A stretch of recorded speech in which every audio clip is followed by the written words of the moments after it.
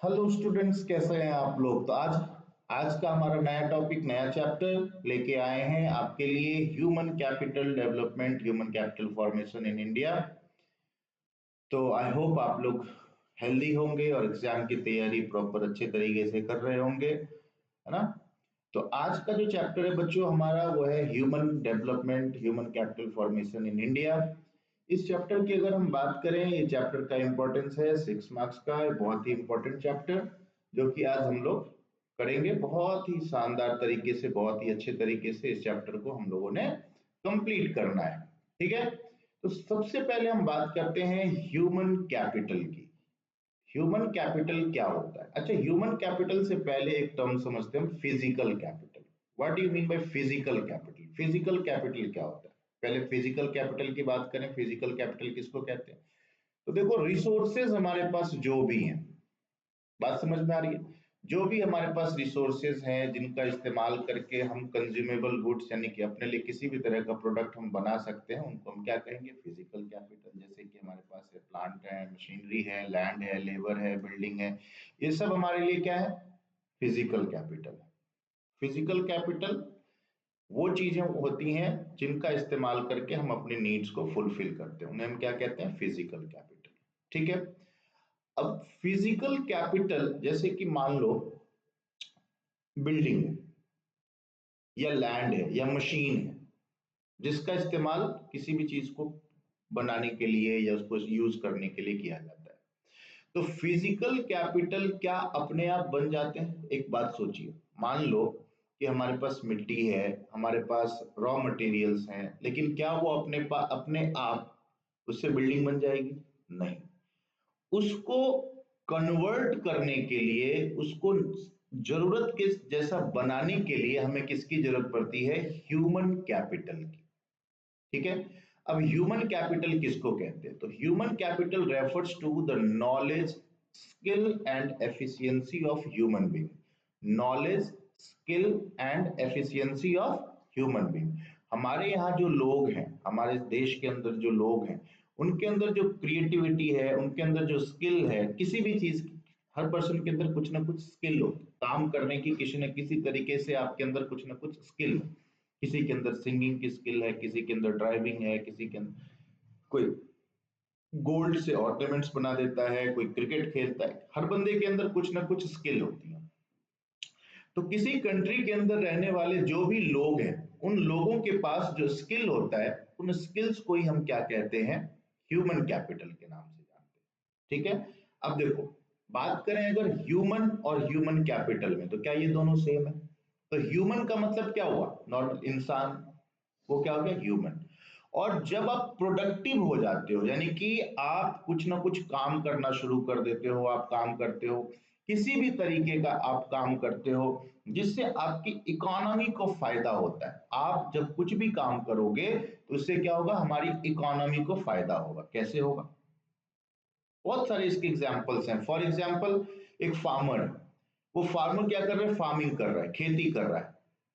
तो उसने जो प्रोडक्ट ग्रो किया, उस प्रोडक्ट का इस्तेमाल कौन करेगा? हमारे देश के अंदर रहने वाले जो लोग हैं वो करेंगे। ठीक है ना।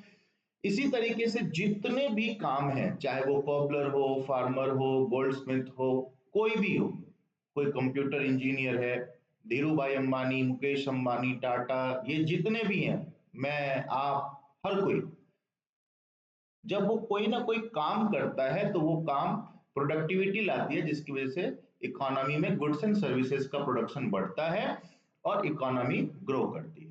तो इकोनॉमी को ग्रो करवाने के लिए हमारे लिए सबसे इंपॉर्टेंट क्या होता है? Human capital. बिना ह्यूमन के काम नहीं होगा। तो हमारे देश के अंदर जितने भी लोग रह रहे हैं, उनके अंदर जो स्किल है, एबिलिटी है काम करने की, उसी को हम क्या कहते हैं? ह्यूमन कैपिटल कहते हैं। ठीक है, अब बात करते हैं ह्यूमन कैपिटल फॉर्मेशन की। तो यहां पर एक बात ध्यान से समझना है आपको। क्या? तो हम सब पहले क्या हैं? हम ह्यूमन है। पहले हम क्या है? ह्यूमन है।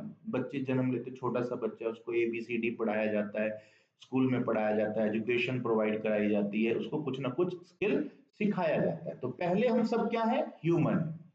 और जब ह्यूमन के ऊपर एक्सपेंडिचर्स करे जाते हैं in the form of education, health, इन सब से जब आपके ऊपर खर्च किया जाता है तो वही किस में कन्वर्ट हो जाता है, ह्यूमन कैपिटल में कन्वर्ट हो जाता है। इसका एक छोटा सा एग्जांपल समझो। मान लो तुम्हारी एज अभी 14, 15, 16, 17 साल की एज है तुम्हारी, तो अभी तुम क्या हो, ह्यूमन, है ना। तुम्हारे ऊपर मम्मी पापा क्या कर रहे हैं, एक्सपेंसेस कर रहे हैं, खर्च कर रहे हैं तुम्हारे पढ़ाई पे, तुम्हारे हेल्थ पे, है ना, तुम्हारे टेक्नोलॉजी को लेके, तुम्हारे डिफरेंट डिफरेंट चीजें आपको सिखाई जा रही है। क्यों सिखाई जा रही है? सो दैट आप किस में कन्वर्ट हो जाओ, ह्यूमन कैपिटल में कन्वर्ट हो जाओ। ये जो आप पढ़ाई कर रहे हो, जो भी आप कर रहे हो, तो पढ़ाई करने से आपके पास क्या हो रहा है, आपके अंदर स्किल डेवलप हो रहा है। आप क्यों पढ़ रहे हो? ताकि इन फ्यूचर आप कुछ ना कुछ क्या करो, काम करो और रेवेन्यू जनरेट करो। तो रेवेन्यू को जनरेट करेंगे, इसके लिए हमें कुछ ना कुछ क्या चाहिए, स्किल की जरूरत होती है। तो ह्यूमन कैपिटल फॉर्मेशन का मतलब क्या होता है बच्चों? तो it is the process of acquiring and increasing the number of persons who have the skill, education and experience which are essential for economic and political development of a nation। किसी भी country के अंदर skilful लोगों को बढ़ाना, या वहां के अंदर, वहां पे जो लोग रह रहे हैं उनके अंदर स्किल्स को डेवलप करने का जो प्रोसेस है, that is called human capital formation. तो हमारा चैप्टर पूरा का पूरा इसी टॉपिक पर बेस्ड है, ह्यूमन कैपिटल फॉर्मेशन पे। अब आपको मैंने ह्यूमन बता दिया, ह्यूमन कैपिटल बता दिया और ह्यूमन कैपिटल फॉर्मेशन बता दिया। ये तीन बातें अगर आप समझ गए, ये चैप्टर आधा आपने समझ लिया। ह्यूमन का मतलब नॉर्मल कोई इंसान है जिसके पास अभी कोई स्किल नहीं है, अर्निंग के लिए कोई स्किल नहीं है। ह्यूमन कैपिटल का मतलब हमारे देश के अंदर जितने भी लोग हैं उनके पास जो स्किल्स हैं, उन सारे स्किल्स को जब हम एक साथ रखते हैं तो that is known as human capital. That means कि ह्यूमंस जो है वही किस में कन्वर्ट हो जाते हैं, ह्यूमन कैपिटल में। अभी आप क्या हो, ह्यूमन। लेकिन जब आप पढ़ लोगे, आपकी पढ़ाई पूरी हो जाएगी, आप में से कोई चार्टर्ड अकाउंटेंट बन जाएगा, कोई लॉयर बन जाएगा, कोई बिजनेसमैन बन जाएगा, कुछ ना कुछ आप काम करोगे ना, तो दैट मीन्स कि आप जब काम करना शुरू करोगे तो आप किस में कन्वर्ट हो जाओगे, ह्यूमन कैपिटल में कन्वर्ट हो जाओगे। तो ह्यूमन को ह्यूमन कैपिटल में कन्वर्ट करने के लिए जो प्रोसेस होता है उसी को हम क्या कहते हैं, ह्यूमन कैपिटल फॉर्मेशन कहते हैं। सिंपल सी बात है। अब आप समझो, एक छोटी सी बात है कि आपको प्रोडक्टिव बनाने के लिए क्या किया जा रहा है, तो आपको पढ़ाया जा रहा है, आपको अच्छी हेल्थ फैसिलिटीज प्रोवाइड कराई जा रही है, आपको अलग अलग टेक्नोलॉजीज इंट्रोड्यूस करवाए जा रहे हैं, आपको प्रॉपर सैनिटेशन की फैसिलिटीज प्रोवाइड कराई जा रही है, माइग्रेशन पे जो खर्चे होते हैं वो प्रोवाइड करवाई जा रही हैं। That is called human capital formation. ठीक है। अब हम बात करते हैं sources of human capital formation. Human capital formation के कौन कौन से सोर्सेस हैं? ठीक है। दैट मीन्स कि अगर हमें ह्यूमन को ह्यूमन कैपिटल में कन्वर्ट करना है तो उसके लिए हमें कौन कौन सी चीजों पर ध्यान देना पड़ेगा या कौन कौन सी चीजों पर खर्च करना पड़ेगा। तो फर्स्ट ऑफ ऑल इसके अंदर क्या आता है, इन्वेस्टमेंट या expenditure on education. Most important, expenditure on education. Expenditure on education का मतलब क्या हुआ बच्चों? तो अब देखो, आपको प्रोडक्टिव बनाने के लिए, यानी कि आप इन फ्यूचर अच्छा अर्न कर सको, अपने इकोनॉमी के अंदर ज्यादा से ज्यादा आप कंट्रीब्यूट कर सको, इसके लिए क्या करना पड़ेगा? तो अभी आपके एजुकेशन पे क्या करना पड़ रहा है, खर्च करना पड़ रहा है ना। आपके मम्मी पापा क्या कर रहे हैं, आपके पेरेंट्स क्या कर रहे हैं, आपके ऊपर खर्च कर रहे हैं। क्यों कर रहे हैं? सो दैट आप जब एजुकेशन लेते हो तो एजुकेशन के साथ साथ आपके अंदर स्किल्स डेवलप होती हैं और उन्हीं स्किल्स का इस्तेमाल करके आप इन फ्यूचर क्या करोगे, प्रोडक्शन के प्रोसेस में कुछ ना कुछ कंट्रीब्यूशन आपका होगा, जिससे आपकी भी अर्निंग होगी और साथ साथ इकोनॉमी का भी ग्रोथ होगा। ठीक है ना। तो पहला जो प्रोसेस है ह्यूमन को ह्यूमन कैपिटल में कन्वर्ट करने का, वो क्या है, इन्वेस्टमेंट ऑन एजुकेशन। दूसरे प्रोसेस की बात करें तो इन्वेस्ट एक्सपेंडिचर ऑन हेल्थ। देखो, आपने बहुत सारा पढ़ाई कर लिया, बहुत अच्छी तरीके से आपने बहुत टॉप लेवल की पढ़ाई कर ली, बिल्कुल आप चार्टर्ड अकाउंटेंट बन गए, सीएस बन गए, लॉयर बन गए, वट जो भी आपने बहुत अच्छे से पढ़ाई कर ली, लेकिन आपकी हेल्थ अच्छी नहीं है, आप बीमार रहते हो, तो क्या ऐसा पर्सन काम कर सकता है? क्या वो काम कर सकता है? नहीं कर सकता। तो इसके लिए किसकी जरूरत होगी? एक्सपेंडिचर ऑन हेल्थ, यानी कि हमें क्या करना पड़ेगा? हेल्थ पे खर्च करने पड़ेंगे, हमें हेल्थ पे खर्च करना पड़ेगा। तो हेल्थ पे जब हम खर्च करेंगे तो इससे क्या होगा? हमारी जो पॉपुलेशन है वो हेल्दी वर्कफोर्स में कन्वर्ट होगी, और जितनी ज्यादा हेल्दी वर्कफोर्स हमारे यहाँ पर होगी उतना ज्यादा हमारा इकोनॉमी ग्रो करेगा, हमारे यहाँ के लोग उतने ज्यादा काम करेंगे, जिससे हमारी इकोनॉमी की प्रोडक्टिविटी बढ़ेगी। Third one is on the job training. On the job training का मतलब क्या होता है, अब ये समझो। क्या on the job training human capital formation के लिए जरूरी है? तो बिल्कुल जरूरी है। देखो, ह्यूमन कैपिटल फॉर्मेशन का मतलब के अंदर दो बातें होती हैं। एक तो क्या कि जो लोग जिनके पास कोई स्किल नहीं है उनको स्किल सिखाओ, और दूसरा जिनके पास कुछ स्किल है उनको अपग्रेड करना, है ना, उनको अपग्रेड करना, सो दैट उनके काम करने की जो स्पीड है, एफिशिएंसी है, वो क्या हो जाए? बढ़ जाए। तो for that on the job training. On the job training का मतलब होता है काम करते हुए, पहले से कोई काम कर रहा है कहीं पर, उसको काम के साथ साथ आगे के लेवल के लिए कुछ ट्रेनिंग प्रोवाइड करा दिया गया, ताकि वो बंदा और अच्छे तरीके से काम करे, उसकी एफिशिएंसी और बढ़ जाए, उसके काम करने की रफ्तार और ज्यादा बढ़ जाए, उसकी अर्निंग और बढ़ जाए। तो इसके लिए क्या किया जाता है?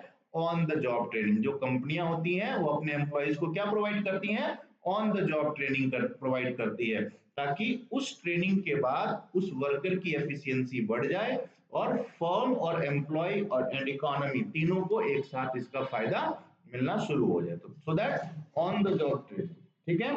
Next one is expenditure on information. Expenditure on information का मतलब क्या होता है बच्चों? इसको समझिए। एक्सपेंडिचर ऑन इंफॉर्मेशन का मतलब होता है कि अब हमने पढ़ाई भी कर ली, हमारी हेल्थ भी अच्छी है, हम सब कुछ तरीके से काम करने के लिए तैयार हैं। तो एक्सपेंडिचर ऑन एजुकेशन का मतलब, एक्सपेंडिचर ऑन इंफॉर्मेशन का मतलब है मेरे प्यारे बच्चों कि अब हम बिल्कुल काम करने के लिए अगर तैयार हैं, तो हमें ये भी तो पता होना चाहिए ना कि काम है कहाँ, हमें काम कहाँ मिलेगा, हमारी जो स्किल है उसके अकॉर्डिंग हमें काम कहाँ मिलेगा, हम कहाँ जाएं कि हमें काम मिल जाए। So that expenditure on information का मतलब होता है information related to job market and the educational institutes offering specialized skills in an important determinants of skill। मतलब इसका ये हुआ बच्चों कि हमें एक्सपेंडिचर ऑन एजुकेशन इंफॉर्मेशन करने से फायदा ये होता है कि इकोनॉमी के अंदर जो लोग हैं उन्हें ये पता चलता है कि काम कहाँ पर है, किस जगह जाने पर आपको काम मिल सकता है। That is called expenditure on information, है ना। जॉब्स, जॉब्स रिलेटेड जो इंफॉर्मेशन है वो प्रोवाइड करना क्या कहलाता है? एक्सपेंडिचर ऑन इंफॉर्मेशन कहलाता है। ठीक है। अब हम नेक्स्ट बात करते हैं माइग्रेशन की। Fifth one is migration. Migrate करने का मतलब, माइग्रेशन का मतलब होता है जब कोई एक पर्सन किसी एक प्लेस को छोड़ के दूसरे प्लेस पर शिफ्ट हो जाता है इन सर्च ऑफ जॉब्स। काम करने के लिए जब कोई पर्सन एक प्लेस को छोड़ के दूसरे प्लेस पे चला जाता है उसको हम क्या कहते हैं? माइग्रेशन। ठीक है। तो expenditure on migration, expenditure on migration का मतलब क्या हुआ कि जब हम एक जगह को छोड़ के दूसरे जगह जाएंगे, फॉर एग्जाम्पल हम रूरल एरिया में रहते हैं, तो हमें पता चला एक्सपेंडिचर ऑन इंफॉर्मेशन से हमें पता चला कि भाई शहर में काम है, तो हमें क्या करना पड़ेगा? गांव को छोड़ के शहर जाना पड़ेगा, वहां शिफ्ट होना पड़ेगा। तो वहां पर शिफ्ट होने के लिए हमें कुछ खर्च करने पड़ते हैं, आने जाने के लिए खर्चे, वहां पर रहने का जो प्रबंध है ना, मकान लेना पड़ेगा, खाने की व्यवस्था करनी पड़ेगी, तो इस सब में क्या करना पड़ेगा? हमें इन्वेस्ट करना पड़ेगा। ये सारी सुविधाएं जब हमें वहां पर मिल जाएगी फिर हम वहां पर काम करना शुरू करेंगे, जिससे हम ह्यूमन कैपिटल फॉर्मेशन में कंट्रीब्यूट कर सकेंगे। तो that is information on migration. Information on migration समझ गए? इसका मतलब ये होता है कि जब हम एक प्लेस से दूसरे प्लेस पे जाते हैं, शिफ्ट करते हैं, किसके लिए? जॉब को सर्च करते हुए जब हम एक प्लेस से दूसरे प्लेस पर जाते हैं तो दैट इज कॉल्ड, उस पे जो हमारा खर्च आता है उसको हम कहते हैं इंफॉर्मेशन ऑन माइग्रेशन। तो ये पांच ऐसी चीजें हैं, ध्यान रखेंगे, पांच चीजें ऐसी हैं जिनके थ्रू हम क्या कर सकते हैं? ह्यूमन कैपिटल फॉर्मेशन कर सकते हैं। ठीक है ना। पहला एक्सपेंडिचर ऑन एजुकेशन, दूसरा expenditure on information, very good, तीसरा एक्सपेंडिचर ऑन हेल्थ, चौथा एक्सपेंडिचर ऑन माइग्रेशन, और पांचवा expenditure on on the job training. तो ये 5 चीजें ऐसी हैं जिनकी मदद से हम ह्यूमन कैपिटल फॉर्मेशन जो है इकोनॉमी के अंदर कर सकते हैं। अब हम बात करते हैं बच्चों role of human capital formation. Human capital formation का क्या रोल है? ह्यूमन कैपिटल फॉर्मेशन हमारे लिए या हमारी इकोनॉमी के लिए ह्यूमन कैपिटल फॉर्मेशन क्यों जरूरी है? ठीक है, तो यहाँ पर ये फिर से देख लो, मैं आपको बताता रहता हूँ, ये 4 मार्क्स का क्वेश्चन यहाँ से आता है। ह्यूमन कैपिटल फॉर्मेशन का क्या रोल है, डायरेक्ट क्वेश्चन यहाँ से पूछा जाता है आप लोगों से। ठीक है, तो देखो मैंने पहले बताया अगर हम ह्यूमन कैपिटल फॉर्मेशन करेंगे तो उससे क्या क्या फायदा होगा हमारी इकोनॉमी को। तो first of all increase production. भाई जब काम करने वाले लोगों की संख्या बढ़ जाएगी तो इससे क्या होगा, हमारी इकोनॉमी में गुड्स एंड सर्विसेज का प्रोडक्शन जो है वो क्या होगा, बढ़ेगा। दूसरा, रेजेस लाइफ एक्सपेक्टेंसी। अब इस बात को समझो, लाइफ एक्सपेक्टेंसी मैंने आप लोगों को फर्स्ट चैप्टर डेमोग्राफी में पढ़ाया था। लाइफ एक्सपेक्टेंसी का मतलब होता है ऑन एन एवरेज हमारे यहाँ के लोग कितने साल तक जीते हैं। ठीक है, अब मेरे प्यारे बच्चों ये बताइए कि ह्यूमन कैपिटल फॉर्मेशन से लाइफ एक्सपेक्टेंसी कैसी बढ़ेगी? तो देखो इसमें 2 बातें हैं। फर्स्ट, ह्यूमन कैपिटल फॉर्मेशन में एक्सपेंडिचर ऑन हेल्थ होता है ना। हेल्थ पे जब खर्च करेंगे तो लाइफ एक्सपेक्टेंसी हमारी बढ़ेगी, बीमारियों से लड़ने के लिए हमारे पास सुविधाएं होंगी, तो इससे हम ज्यादा लंबे टाइम तक जी सकते हैं। और दूसरी बात ये है कि जब हम ह्यूमन कैपिटल फॉर्मेशन करते हैं तो उसकी वजह से लोगों के अंदर प्रोडक्टिविटी बढ़ती है, लोग काम करना स्टार्ट कर देते हैं, और जब काम करना शुरू करते हैं तो उनके पास रेवेन्यू के सोर्सेज बढ़ जाते हैं, इनकम जनरेट होती है, और उस इनकम की वजह से आपकी लाइफ एक्सपेक्टेंसी जो है वो बढ़ सकती है। ठीक है ना, आप भूखे नहीं रहोगे, आपको खाना मिलेगा, न्यूट्रिशन फूड मिलेंगे, तो इससे क्या होगा, लाइफ एक्सपेक्टेंसी बढ़ेगी। ठीक है, third one is improves the quality of life. अब भाई जो बंदा काम नहीं कर रहा है वो क्या रहेगा, पॉवर्टी में जिएगा, उसको बेसिक जो नीड्स हैं उसकी वो फुलफिल नहीं हो पाएंगे। जब हम ह्यूमन कैपिटल फॉर्मेशन पे खर्च करेंगे, जब हम ह्यूमन कैपिटल फॉर्मेशन पे खर्च करेंगे तो इससे क्या होगा, हमारे बच्चे, हमारे यहाँ के जो ह्यूमंस हैं वो किस में कन्वर्ट होंगे, ह्यूमन कैपिटल में कन्वर्ट होंगे, और जिसकी वजह से वो प्रोडक्टिव होंगे, उनको काम मिलेगा, वो काम करना शुरू करेंगे, जिसकी वजह से क्या होगा, क्वालिटी ऑफ लाइफ यानी कि स्टैंडर्ड ऑफ लिविंग जो है आपकी वो क्या हो जाएगी, इंक्रीज हो जाएगी। पहले आप जब आप काम नहीं कर रहे थे तो आप 50 रुपए वाली शर्ट पहन रहे होंगे, जब आपको काम मिलेगा तो आप 500 वाली शर्ट खरीदोगे, आप महंगे मोबाइल्स खरीदोगे, आप अच्छे घर में रहोगे। दैट इज कैसे पॉसिबल हुआ, ये ह्यूमन कैपिटल फॉर्मेशन की वजह से ही पॉसिबल हुआ। आपके पेरेंट्स आपको पे क्यों खर्च कर रहे हैं, आपके पेरेंट्स आप पे इसलिए खर्च कर रहे हैं ताकि आप ह्यूमन कैपिटल में कन्वर्ट हो सको, और आपकी जो क्वालिटी ऑफ लाइफ है वो क्या हो सके, इंप्रूव हो सके, है ना। तो क्वालिटी ऑफ लाइफ को इंप्रूव करने के लिए किसकी जरूरत होती है, ह्यूमन कैपिटल फॉर्मेशन की जरूरत होती है। ठीक है ना, उसके बाद increases participation and brings equality. Increases participation, participation का मतलब मेल फीमेल सबको आजकल क्या किया जा रहा है, पढ़ाया जा रहा है, लिखाया जा रहा है, उनके हेल्थ पे खर्च किया जा रहा है, उनके माइग्रेशन पे खर्च किया जा रहा है, उनके ट्रेनिंग पे खर्च किया जा रहा है। तो इससे क्या होगा, ज्यादा से ज्यादा जो लोग हैं वो ह्यूमन कैपिटल में कन्वर्ट होंगे, प्रोडक्टिविटी बढ़ेगी, और जिसकी वजह से क्या होगा, इक्वालिटी आएगी, यानी कि मेल फीमेल की वजह से जो डिफरेंसेस हैं हमारी सोसाइटी में वो डिफरेंसेस क्या होंगे, कम होते जाएंगे। ठीक है ना, तो इसकी वजह से जो इक्वालिटी है वो ज्यादा हमारे यहाँ पर बढ़ेगी। ठीक है ना, और last one is innovative skills. Innovative skills का मतलब क्या हुआ, नए आइडियाज। अब समझो, बात को समझो, हम देखते हैं आज डेली कुछ ना कुछ नई टेक्नोलॉजीज हमें मिलती हैं, 3G 4G 5G, chat GPT, YouTube, ये वो बहुत सारी टेक्नोलॉजीज बढ़ रही हैं। आज से 20 साल 25 साल पहले ऐसा कुछ नहीं था, इंटरनेट।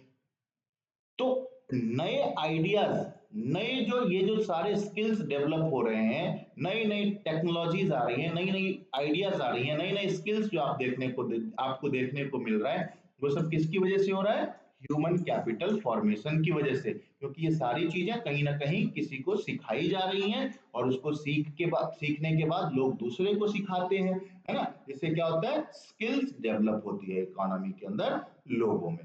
तो ये 5 जो पॉइंट्स हैं ये क्या थे हमारे importance of human capital formation. एक बार हम लोग इसको दोबारा से रिवाइज करेंगे। पॉइंट का नाम, पहला इंक्रीजेस प्रोडक्शन, दूसरा रेजेस लाइफ एक्सपेक्टेंसी, लाइफ की जो एवरेज लाइफ स्पैन है वो बढ़ता है, क्वालिटी ऑफ लाइफ अच्छी हो जाती है ना, इक्वेलिटी आता है, और इनोवेटिव स्किल्स जो है वो हमें देखने को, नए नए तरह के इनोवेटिव स्किल्स देखने को हमें मिलते हैं। ठीक है ना, ओके। अब हमारा इस चैप्टर के अंदर ये एक और टॉपिक आ गया, problems facing in human capital formation. जब ह्यूमन कैपिटल फॉर्मेशन हमारी इकोनॉमी के लिए इतना ही इंपॉर्टेंट है, तो फिर ह्यूमन कैपिटल फॉर्मेशन में क्या प्रॉब्लम्स आ रही हैं जिसकी वजह से हमारे यहाँ के अंदर, हमारे कंट्री में या किसी भी कंट्री में इतने सारे लोग अनएम्प्लॉयड हैं, या इतने सारे लोगों को काम नहीं मिल पा रहा है। तो वैसे प्रॉब्लम क्या है? तो देखो प्रॉब्लम्स हैं कुछ, जिन प्रॉब्लम्स की वजह से हमारे यहाँ पर ह्यूमन कैपिटल फॉर्मेशन ढंग से नहीं हो पा रहा है। तो पहला प्रॉब्लम क्या है बच्चों, देखो इसके अंदर राइजिंग पॉपुलेशन। अब देखो, आपने एक बात पे गौर किया होगा कि ह्यूमन कैपिटल फॉर्मेशन बेटा फ्री में नहीं होता। ह्यूमन कैपिटल फॉर्मेशन करने के लिए क्या चाहिए होता है? पैसा। अब वो पैसा चाहे पेरेंट्स खर्च खर्च करें या गवर्नमेंट खर्च करे, पैसा तो पैसा है, पैसा तो खर्च करना पड़ेगा। दैट मीन्स कि अगर इकोनॉमी को ह्यूमन कैपिटल फॉर्मेशन करना है तो उसके लिए इकोनॉमी को क्या करना पड़ेगा? कुछ ना कुछ खर्च करना पड़ेगा।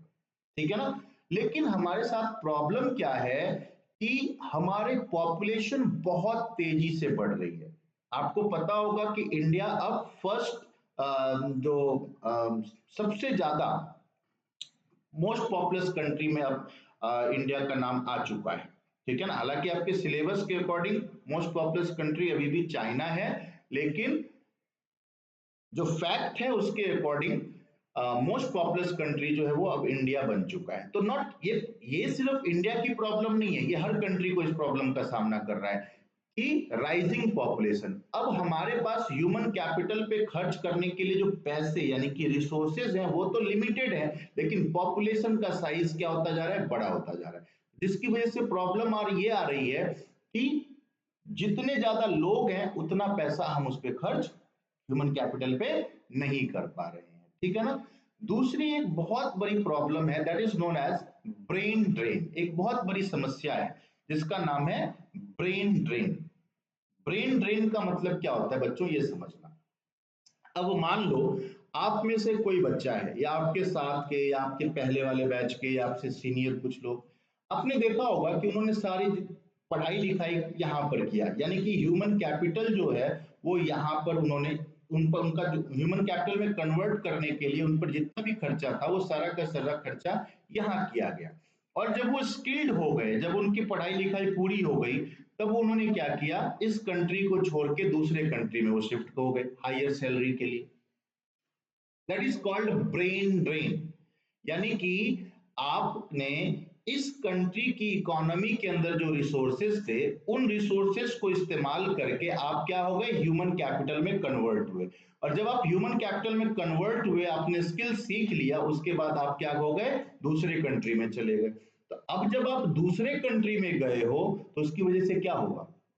अब आप हमारी इकोनॉमी के ग्रोथ में आप हेल्प नहीं करोगे। अब क्या करोगे? आप जिस कंट्री में आप गए हो उस कंट्री को की इकोनॉमी को आप बढ़ाओगे। तो ब्रेन ड्रेन एक बहुत बड़ी समस्या है। लोग यहाँ पर पढ़ लिख लेते हैं, हेल्थ फैसिलिटीज लेते हैं, और जब वो तैयार हो जाते हैं कमाने खाने के लिए, स्किल्स उनके अंदर आ जाती हैं, तो वो दूसरे कंट्रीज में शिफ्ट हो जाते हैं। तो ये एक बहुत बड़ी प्रॉब्लम है, that is known as brain drain. ठीक है।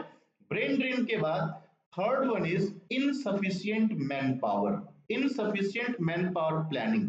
इनसफिशियंट मैन पावर प्लानिंग का मतलब हुआ बच्चों कि हमारे यहाँ पर जो लोग हैं, या हमारे यहाँ पर जो जितने भी काम करने के लायक लोग हैं, उनको किस तरीके से काम प्रोवाइड किया जाए, उनके स्किल्स के अकॉर्डिंग किस तरीके से उनको जॉब्स प्रोवाइड कराई जाए, इस चीज के लिए हमारे यहाँ पर कोई मैनेजमेंट नहीं है, जिसकी वजह से बहुत सारे लोग हमारे यहाँ पर क्या रह जाते हैं? अनएम्प्लॉयड रह जाते हैं, और ह्यूमन कैपिटल फॉर्मेशन को एक बहुत बड़ा झटका लगता है।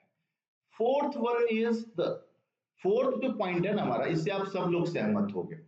That is known as insufficient education system.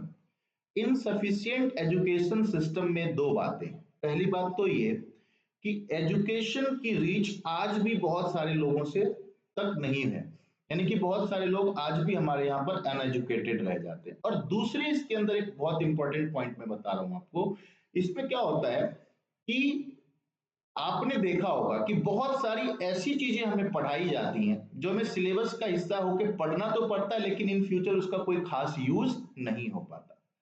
That means कि हमारे यहाँ पर स्किल डेवलप करने की जो पढ़ाई है ना, उसकी बहुत ज्यादा शॉर्टेज है। वोकेशनल कोर्सेज कहते हैं।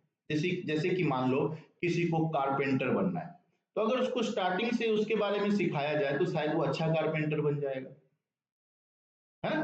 किसी को क्रिकेट ही खेलना है, किसी को कोई बिजनेस करना है, तो उसको उसी से रिलेटेड अगर पढ़ाई कराई जाए तो वो बंदा ज्यादा सक्सेस हो सकता है लाइफ में। लेकिन हमारे यहाँ पर इनएफिशिएंट एजुकेशन सिस्टम होने की वजह से हमारे यहाँ पर क्या है कि जो चीजें पढ़ाई जाती है हमें, उसका बहुत ज्यादा फायदा हमारे लोग, जब आप पढ़ाई आपकी कंप्लीट हो जाती है तो आपको उसका फायदा नहीं मिल रहा। यहाँ पर देखो क्या लिखा हुआ है, the education system of our country is around 100 years old। 100 साल पुरानी तकनीक का इस्तेमाल आज भी हम पढ़ाई के लिए कर रहे हैं, ठीक है ना। आप चाइना जापान जैसे कंट्रीज में देखोगे तो वहां पर वोकेशनल कोर्सेज पर बहुत ज्यादा फोकस किया जाता है, सो दैट जब आपकी पढ़ाई पूरी हो तो आप काम करने के लिए बिल्कुल रेडी हो। अब हमारे यहाँ प्रॉब्लम क्या है कि पढ़ाई पूरी करने के बाद आपको काम सीखने के लिए 2 साल 3 साल और खराब करना पड़ता है। तो ये एक बहुत बड़ी हमारे यहाँ पर ह्यूमन कैपिटल में समस्या है, ठीक है। नेक्स्ट हम आगे बढ़ते हैं। Inefficient on the job in agriculture. अब आपको पता है कि एग्रीकल्चर हमारे कंट्री का सबसे ज्यादा एम्प्लॉयमेंट जनरेट प्रोवाइड करने वाला एक सेक्टर है। और एग्रीकल्चरल सेक्टर में आज भी हमारे यहाँ पर क्या हो रहा है, तो बहुत पुराने तौर तरीके का इस्तेमाल किया जा रहा है। हमारे जो फार्मर्स हैं वो मॉडर्न टेक्निक का इस्तेमाल नहीं कर पा रहे हैं। क्योंकि उनको प्रॉपर ट्रेनिंग्स वगैरह नहीं प्रोवाइड कराई जा रही है। तो एग्रीकल्चर के अंदर जब हमारे यहाँ पर इतने सारे लोग काम कर रहे हैं तो उनको अगर प्रॉपर ट्रेनिंग प्रोवाइड कराई जाए, उनको प्रॉपर टेक्नोलॉजी के बारे में बताया जाए, अगर वो मॉडर्न टेक्निक से फार्मिंग करना किस तरीके से उनको सिखाया जाए, ताकि एग्रीकल्चरल सेक्टर भी डेवलप हो, उन लोगों को भी फायदा हो, उनकी भी इनकम जनरेट हो और हमारी इकोनॉमी के अंदर जो प्रोडक्टिविटी है वो भी बढ़ सके। एंड इनएफिशिएंट रिसोर्सेज का मतलब क्या हुआ कि ह्यूमन कैपिटल फॉर्मेशन के लिए हमें जितने रिसोर्सेज की जरूरत है उतने रिसोर्सेज हमारे पास नहीं है। चाहे वो पैसे की बात हो, चाहे वो ट्रेनर्स की बात हो, जो लोग चाहे हेल्थ फैसिलिटीज की बात हो, तो इन चीजों में हमारे यहाँ पर आज भी बहुत ज्यादा शॉर्टेज है, जिनकी वजह से हमारे यहाँ पर ह्यूमन कैपिटल में बहुत सारी प्रॉब्लम्स आ रही है। इसी तरीके से पॉइंट टू पॉइंट आपको लिखना है। देखो जब जब कभी भी आप इंडियन इकोनॉमिक्स के क्वेश्चंस को करोगे तो इंडियन इकोनॉमिक्स में बच्चों एक बात याद रखना कि किसी भी क्वेश्चन का आंसर आप पैराग्राफ के फॉर्म में नहीं दोगे। आप हमेशा जो भी अपना आंसर है उसको किस में लिखोगे, पॉइंट्स में लिखोगे। तो जैसे मैंने यहाँ पर पॉइंट्स बना रखा है, यहाँ पर जैसे देखो मैंने यहाँ पर टॉपिक था हमारा problems of human capital formation. तो ह्यूमन कैपिटल फॉर्मेशन के प्रॉब्लम्स तो आपको पता चल गए, कहानी आपने सुन लिया। अब आप जो भी लिखोगे उसको आपने क्या करना है, पॉइंट्स में लिखना है। जैसे राइजिंग पॉपुलेशन, ब्रेन ड्रेन, जो भी आपको याद आ रहा है ना उनको आपको किस में कन्वर्ट कर देना है, पॉइंट्स में कन्वर्ट कर देना है। ये बहुत इंपॉर्टेंट ट्रिक है खास करके इंडियन इकोनॉमिक्स के लिए, ठीक है ना। अब हमारे पास अगला टॉपिक है कि हमने किया क्या, हमारी गवर्नमेंट ने क्या किया। तो देखो सबसे पहली बात यहाँ पर क्या आती है, तो यहाँ पर आ रहा है educational sector. Educational sector human capital का सबसे इंपॉर्टेंट सेक्टर है, जिसके बारे में मैंने आपको बता दिया। तो एजुकेशन का मतलब क्या होता है, एजुकेशन के बारे में बताया गया कि it refers to the process of teaching, training and learning, especially in schools and colleges, to improve knowledge and to develop skill। यही होता है ना एजुकेशन का मतलब। क्या होता है, एजुकेशन का मतलब होता है टीचिंग, ट्रेनिंग, लर्निंग, कहां पर, स्कूल्स एंड कॉलेजेस के अंदर, ताकि हम क्या कर सके, अपने अंदर नॉलेज और स्किल को डेवलप कर सके, ठीक है ना। तो अगर हम बात करें तो एजुकेशन पे हमारी गवर्नमेंट बहुत ज्यादा फोकस्ड है। अगर आप देखोगे तो आपको मैंने फर्स्ट चैप्टर में बताया था कि हमारे यहाँ पर जो लिटरेसी रेट थी वो उस टाइम पर लगभग 16%, जो फीमेल लिटरेसी रेट लगभग 6 to 7% के आसपास, जो कि आज के टाइम पर बहुत ज्यादा बढ़ा है। तो ये कैसे बढ़ा? गवर्नमेंट इसको लेके बहुत ज्यादा अवेयरनेस फैला रही है, गवर्नमेंट का बहुत ज्यादा एक्सपेंडिचर भी इसके ऊपर हो रहा है, ठीक है ना। अब एलिमेंट्री एजुकेशन की बात करें अगर हम, एलिमेंट्री एजुकेशन में देखो क्या है, एलिमेंट्री एजुकेशन कहते किसको है, तो सबसे पहले फर्स्ट क्लास से लेकर के 8 क्लास तक के बच्चों की जो पढ़ाई होती है उसको हम क्या कहते हैं, एलिमेंट्री एजुकेशन, ठीक है। तो the number of primary and middle school has increase from 2.24 lakh to 11.92 lakh, 2,42,24,000 से 11,92,000 स्कूल्स तक बढ़े हमारे यहाँ पर, ठीक है ना। तो इन 40 सालों में अगर आप देखोगे, 50 सालों में, तो एजुकेशन का लेवल हमारे यहाँ पर बहुत ज्यादा बढ़ा है।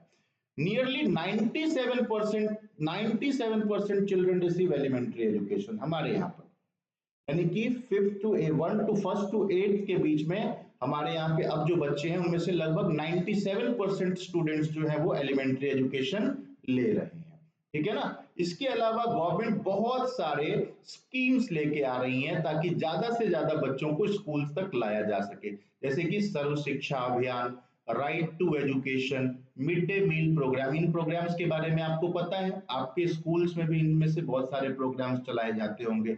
जैसे कि जब आप बच्चे होगे और गवर्नमेंट स्कूल में अगर पढ़ते होगे तो आपको मिड डे मील प्रोवाइड किया जाता था। मिड डे मील में क्या होता है, तो मिड डे मील में जो है वो लंच की व्यवस्था करी जाती है, लंच स्कूल में करवाया जाता है बच्चों को, ताकि जो गरीब बच्चे हैं वो एजुकेशन के दायरे में आ सके, ठीक है ना। इसके अलावा right to education, right to education 14 साल तक के बच्चों को राइट टू एजुकेशन प्रोवाइड किया गया, ताकि हर बच्चा, किसी भी बच्चे को एजुकेशन प्रोवाइड करने से मना नहीं किया जा सकता है, ठीक है ना। इसके अलावा सर्व शिक्षा अभियान के तहत गवर्नमेंट अवेयरनेस फैला रही है कि ज्यादा से ज्यादा हम क्या करें, बच्चों को स्कूल्स में लेके आए, ठीक है।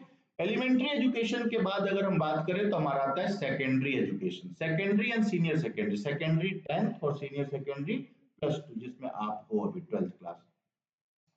तो secondary and senior secondary schools की बात अगर हम करें तो आज हमारे यहाँ पर secondary and senior secondary schools जो हैं वो 7,400 से बढ़ करके 2.32 लाख स्कूल्स जो है वो हमारे यहाँ पर इंक्रीज हो गए। पहले हमारे पास लगभग 7,400 secondary school, secondary and higher secondary schools हुआ करते थे 1950 के आसपास, और आज के टाइम पर हमारे यहाँ पर लगभग 2.5 लाख स्कूल्स जो है ऐसे हैं ये। और एक बात और समझ लो, ये गवर्नमेंट स्कूल्स का डेटा है, ये प्राइवेट स्कूल्स के अंदर इंक्लूड नहीं है।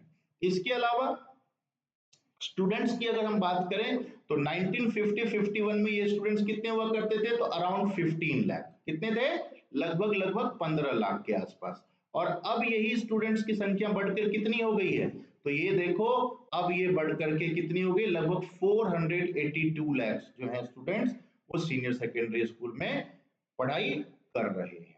इसके अलावा बात करें हायर एजुकेशन की, तो हायर एजुकेशन का मतलब सबसे पहले क्या होता है, हायर एजुकेशन का मतलब होता है जब आप कॉलेज में जाते हो, ठीक है ना। तो हायर एजुकेशन के सेक्टर में भी अगर आप देखोगे तो बहुत ज्यादा बदलाव आया है। 578 कॉलेजेस थे हमारे यहाँ पर 1950 में, जो कि अब लगभग 36,000 के आसपास 2011-12 तक हो चुका है। हमारे यहाँ पर उस समय लगभग 27 यूनिवर्सिटीज थी, जो कि अब बढ़ के 665 यूनिवर्सिटीज तक पहुंच चुकी हैं, है ना। और लगभग 130 लाख स्टूडेंट्स जो है वो हमारे यहाँ पर हायर एजुकेशन के सेक्टर में पहुंच चुके हैं। हमारे यहाँ पर इन चीजों में बहुत ज्यादा गवर्नमेंट जो है हमारी वो अवेयरनेस फैला रही है और इसके ऊपर बहुत ज्यादा काम भी कर रही है, ठीक है ना। ओके, अब देखो बेटा यहाँ से फिर 2-3 कुछ ऐसे डेफिनेशंस हैं जो आपके पेपर में पूछा जाता है। तो इसमें एक टर्म आता है gross enrolment ratio. Gross enrolment ratio किसको कहते हैं, तो it refers to the number of students enrolled in school at different grade level, that is primary, middle and high school, high school तक के नंबर ऑफ स्टूडेंट्स एनरोल्ड, कितने बच्चों का नाम स्कूल में दाखिल करवाया गया, that is known as gross enrolment ratio. And second one is literacy rate. Literacy rate के बारे में आप लोगों को पता ही है। लिटरेसी रेट कहते हैं कि हमारे यहाँ पर कितने परसेंट लोग लिटरेट हैं। लिटरेट होने का मतलब होता है किसी भी एक लैंग्वेज में आप लिख सकते हो, पढ़ सकते हो, तो आपको लिटरेट माना जाता है। तो लिटरेसी रेट को अगर आप देखोगे तो आपको पता चलेगा कि हमारे कितना ज्यादा ग्रोथ हुआ है एजुकेशनल सेक्टर में। हमारे यहाँ पर आप देखो अगर, तो ये 7% के आसपास था 1950 के अराउंड, और अब ये जो है हमारा 93.9% लोग जो हैं वो लिटरेट हो चुके हैं। पूछा जाएगा कि लीस्ट कहां पर है, तो लीस्ट जो है हमारे यहाँ पर लिटरेसी रेट वो बिहार में है। और एक और बात समझेंगे, हाईएस्ट ग्रोइंग लिटरेसी रेट भी बिहार की है। सबसे ज्यादा स्पीड अगर लिटरेसी रेट में ग्रोथ कहीं पर हुआ है तो वो बिहार का है। हालांकि लिस्ट पूछा जाएगा कि सबसे कम लिटरेट लोग कहां पे हैं, तो वो क्या बताएंगे, बिहार। सबसे ज्यादा केरल बताना है। ठीक है जी। तो ये हो गई बात हमारी लिटरेसी रेट की। ठीक है। तो इस चैप्टर में अगर आप और देखो तो देखिए यहां से एक और क्वेश्चन आता है एनसीईआरटी का, जिसकी आप बुक्स पढ़ते हो। एनसीईआरटी का फुल फॉर्म आपको पता है, national council of educational research and training. देखो एक बात समझो, यहां से छोटा सा 1 मार्क का क्वेश्चन आपसे पूछा जा सकता है। ठीक है। इसमें क्या पूछा जाएगा आपसे, तो ministry of education at the centre and state level, इसके अलावा एनसीईआरटी, यूजीसी। यूजीसी क्या है, यूनिवर्सिटी ग्रांट कमीशन, जो कि इंडिया के अंदर जितने भी यूनिवर्सिटीज हैं उनको रेगुलेट करने का काम करती हैं। इसके अलावा AICTE regulate the educational sector. हमारे यहाँ पर जो एजुकेशनल सेक्टर है उसको कौन रेगुलेट करता है, तो इसमें आप 3 बॉडीज का नाम चार्ट का डाल सकते हो। पहला तो मिनिस्ट्री ऑफ एजुकेशन, जो कि सेंट्रल और स्टेट दोनों लेवल पर होता है। इसके अलावा एनसीईआरटी, जो कि आपके लिए सिलेबस वगैरह तैयार करती है। ये सेकेंडरी लेवल तक ये काम करती है NCERT, secondary higher secondary level तक। इसके अलावा जब आप कॉलेज में जाते हो तो आपकी रेगुलेटरी अथॉरिटी हो जाती है यूजीसी, यानी कि यूनिवर्सिटी ग्रांट कमीशन, और एआईसीटीई। ठीक है। इसके अलावा ministry of health and the union and state level and ICMR, ये जो है ये क्या करते हैं, हमें हेल्थ फैसिलिटीज प्रोवाइड करते हैं। ठीक है। तो इन सारे इंस्टीट्यूशंस का काम क्या है, हेल्थ और एजुकेशन को लेके अवेयरनेस फैलाना, ताकि इंडिया में ज्यादा से ज्यादा क्या हो सके, ह्यूमन कैपिटल का फॉर्मेशन हो सके। आई होप आप लोगों को ये चैप्टर समझ में आ गया होगा। चैप्टर बहुत छोटा है, लेकिन इस चैप्टर का वेटेज 4 to 6 मार्क्स का बनता है। तो आप लोगों ने हमारी क्लास को सुना, इसके लिए आप लोगों का बहुत बहुत धन्यवाद। आप लोग इसी तरीके से तैयारी करते रहिए। नेक्स्ट चैप्टर की तैयारी के लिए हम लोग फिर नेक्स्ट क्लास में मिलते हैं।